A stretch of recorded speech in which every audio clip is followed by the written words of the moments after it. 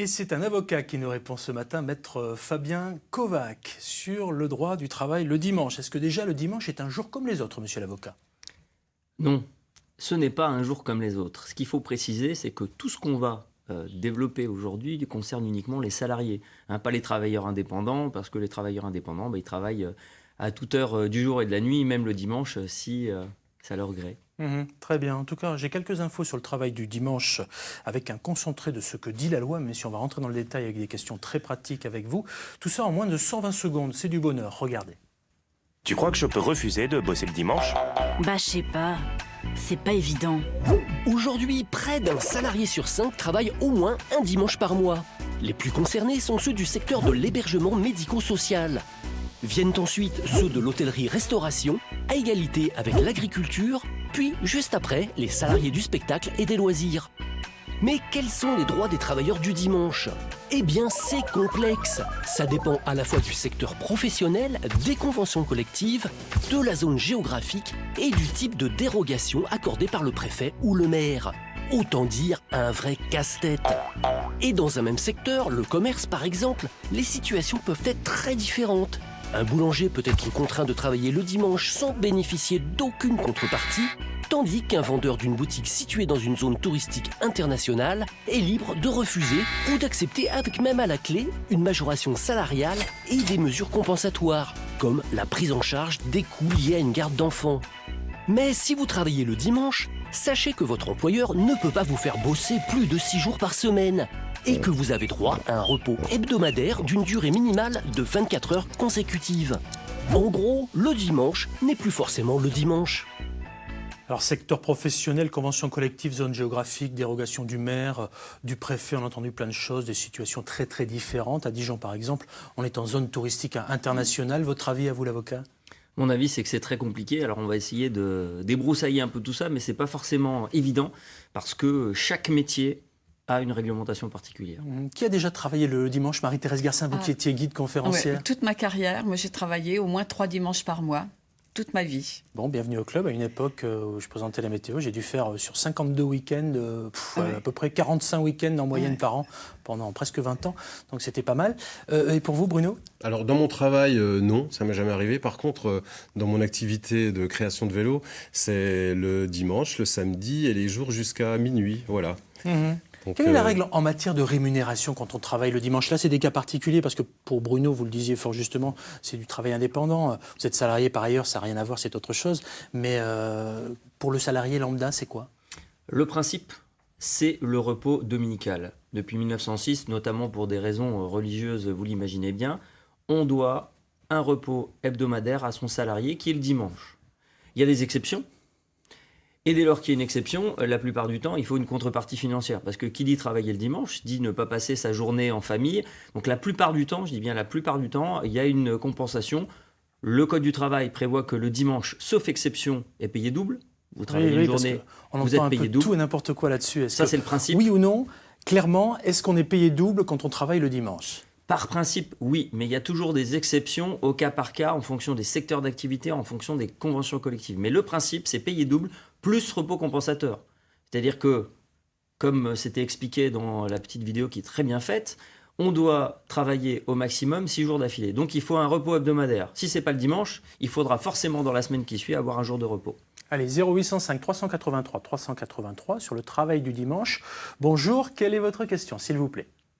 Bonjour, moi c'est Nicolas, et ma question serait de savoir si mon employeur me sollicitait de travailler un dimanche, dois-je accepter ou puis-je refuser? Merci.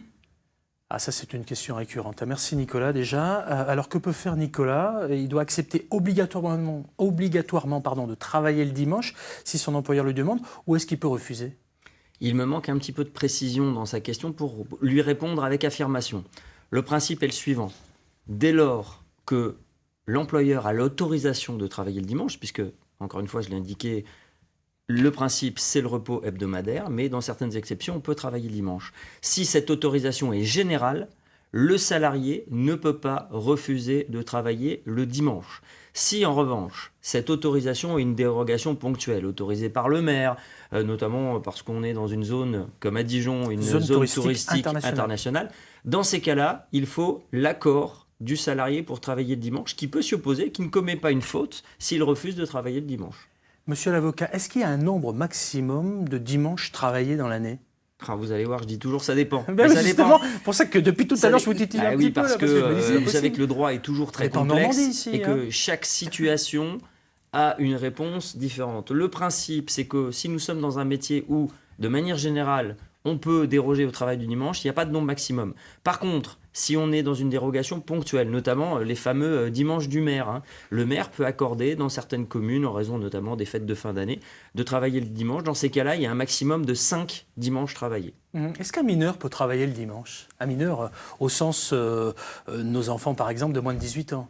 Le grand principe, c'est que le mineur ne peut pas travailler le dimanche. Mais il y a des exceptions, notamment dans tous les métiers de bouche. Boulangerie, hôtel, restaurant. Et dans ces métiers-là, la convention collective prévoit que le mineur, avec des compensations naturellement en matière de repos, peut travailler le dimanche. Vous me parliez de métier de bouche. Je vous propose d'écouter un témoignage au 0805 383 383. C'est Fabien, il est restaurateur.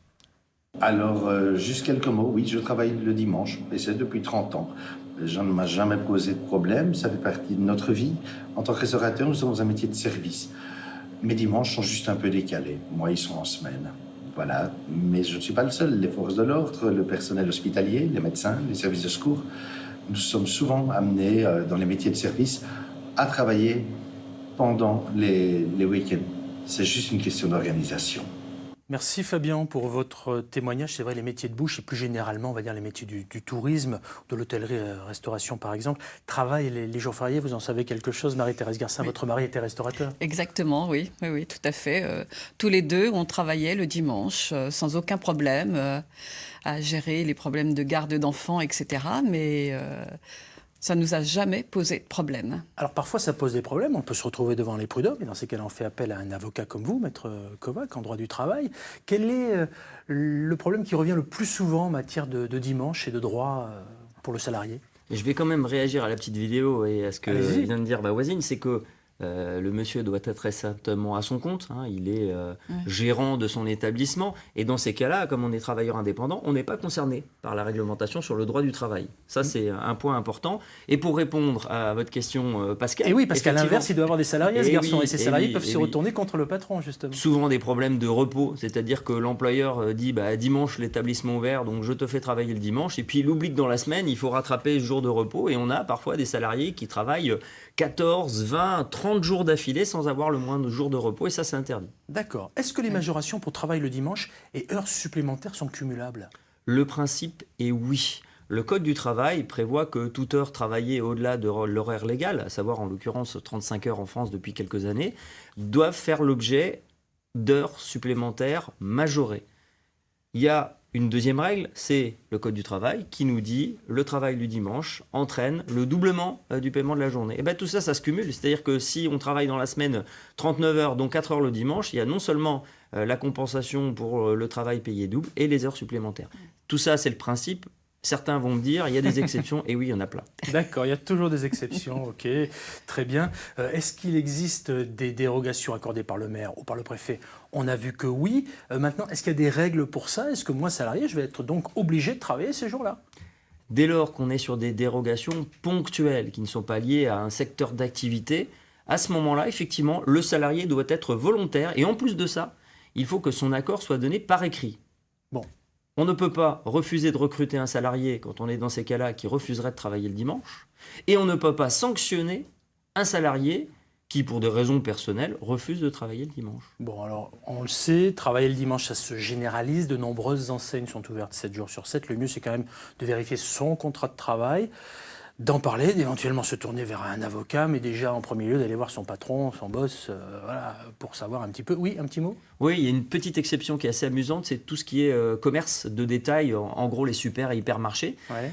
Eux ont le droit de faire prendre le repos du dimanche à partir du dimanche 13h, ce qui explique que bon nombre de supermarchés sont ouverts le matin. Ah, j'ai compris, d'accord, la petite faille, elle est là. Ok, merci. Ben, voilà, ça, par exemple, je ne savais pas, et je suis sûr que plein de gens ne le savaient pas non plus. Merci pour ces détails. Maître Fabien Kovac, avocat en droit du travail.